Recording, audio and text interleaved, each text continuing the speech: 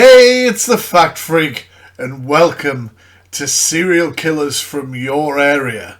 So I asked guys if you could comment an area you wanted me to look at on a video on TikTok.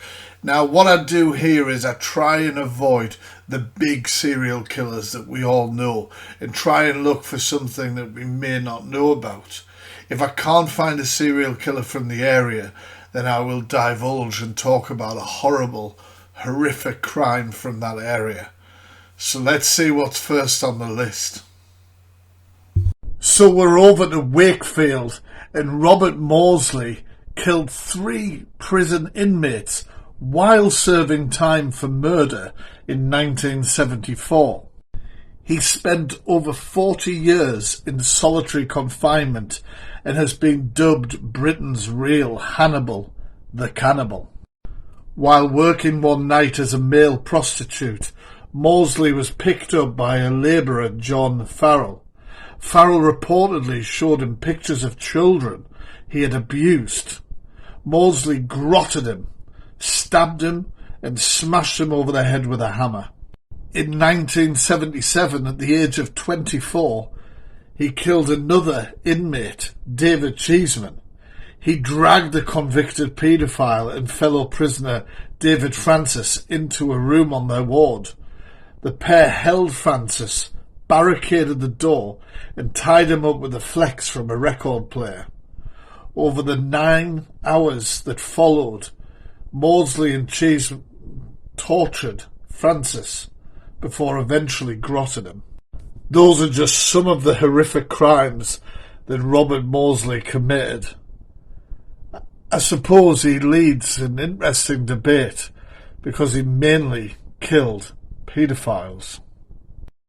I couldn't find the crime that you were talking about, and as I looked for serial killers from South Shields, I came across this rather shocking article. The article is titled "Cases of Northeast Killers Who Use Sex Games Gone Wrong as a Defence in a New Major Study." Now, mum of 3, Jacqueline behind me, was 32 years old when she was killed at her home that she shared with her husband. A court heard on May the 2nd, 2001, Heaton tied his wife to the bed, wrapped a length of washing line round her throat and pulled it to induce unconsciousness and provoke sexual excitement. He claimed his wife died during the sex game and it went horribly wrong, but the jury at Newcastle Crown Court found that on that occasion he had continued to pull the cord tighter, intending to kill her. Now, this study found that men convicted of murdering their partners received shorter sentences on average than men convicted of killing women that they were not in a relationship with. The average sentence length for a man who murdered a female partner was 15.7 years. This compared to an average of 19.2 years where the victim was an ex-partner, or 22 years when she was a friend, and 27.3 years in cases where the predator and victim had only just met. So yeah, I couldn't find a serial killer in that area, but my God, does this study make you think. The man behind me from Newcastle butchered his family.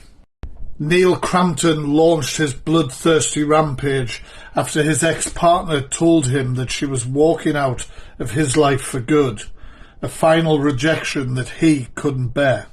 Picking up a large kitchen knife, he stabbed her brother to death before killing her and finally their 2 young children. He immediately rang 999 and confessed to the operator. "I have murdered my entire family," he said. Crampton then attempted to hang himself from a bar in the garage. He lost consciousness, but when he came round, he tried taking his life again by slashing his wrists. He tried drowning himself in the bath and even tried to electrocute himself. He failed on each attempt, so he changed into dry clothes before making that 999 call. He was sentenced to at least 35 years behind bars. I mean, does that seem enough, everyone? Tell me in the comments. In UK jails, there are around 75 men and women who've been given whole life tariffs. That includes Arthur Hutchinson. In 1983, while on the run from the law, he brutally killed 3 members of a family and raped another at knife point in Sheffield. The family had just finished celebrating the wedding of a loved one after a reception in a marquee held in their garden, which he crept into. As a teenager, he dabbled in petty crime and had several indecent assaults on his record, but in the 70s his crimes escalated. He was convicted of a number of sexual assaults and received a 5-year prison sentence for carrying firearms and the attempted murder of his half-brother. Not long after his release, he was back in custody, this time over allegations of rape, theft and burglary. While on remand, he climbed through a window at Selsby Magistrates Court and fled. On September 14th, 1984, after 4 hours of deliberation, the jury of 6 men and 6 women found him guilty of all 3 murders and the rape. He was sentenced to life imprisonment with a recommended term of 18 years, which could have seen him released from prison in 2002. However, after an appeal, the Home Secretary placed Hutchinson on a list of prisoners who must never be set free.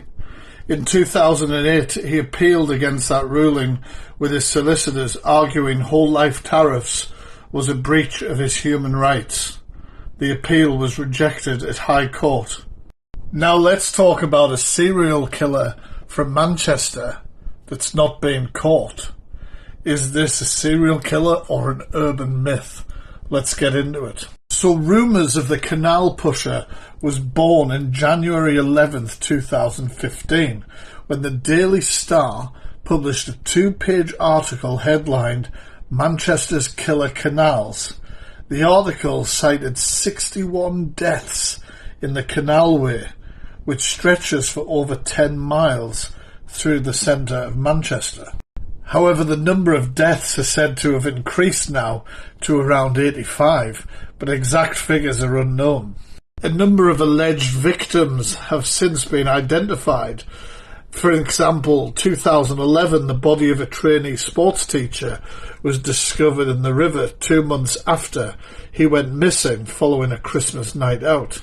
Now, while any evidence of this so-called murderer is yet to be unearthed, the countless deaths remain either unaccounted for or labelled as tragic accidents or suicides. There is one man who claims to have escaped with his life from one infamous canal attack. He spoke anonymously to the BBC, and he said he fell into the icy waters of the canal as a result of being pushed, and when he tried to pull himself out, the man allegedly kicked his hand away. To this day, however, the police have continued to insist the Canal Pusher doesn't exist. Pete Marsh, a detective superintendent, pointed to a review the force had conducted into 85 waterway deaths and insisted that most have definitive explanations, adding that there is no evidence to support the theory of a serial killer at large. However, if the notorious pusher doesn't exist, what's going on in Manchester? It's probably worth mentioning that the large population of Manchester canal deaths are blamed on drugs and alcohol. Hundreds of people make their way home along the narrow pathways of the canals after a heavy night out every year, making the likelihood of people tripping and ending into the water quite high. The risks of waterway deaths in Manchester has also risen dramatically over the last few decades, during which the city has boomed, with more people living and working there than ever before. So what do you guys think? Does the Canal Pusher exist? I don't fancy a walk along there in Manchester. No thanks. So, that was serial killers from your area. And as usual, these videos take a twist. We've looked at potential serial killers. We've looked at horrific crimes. I hope to keep doing this series. This is episode 2 in the series. If you have any areas you want me to look into, please comment on this video with your suggestions, and hopefully I'll get round to it. If you see a comment of an area you like, give it the thumbs up. The more thumbs up, the more likely I am to do it. I hope everyone has a great rest of their day, and I hope you didn't watch this too late at night. Have a great day, guys, and peace.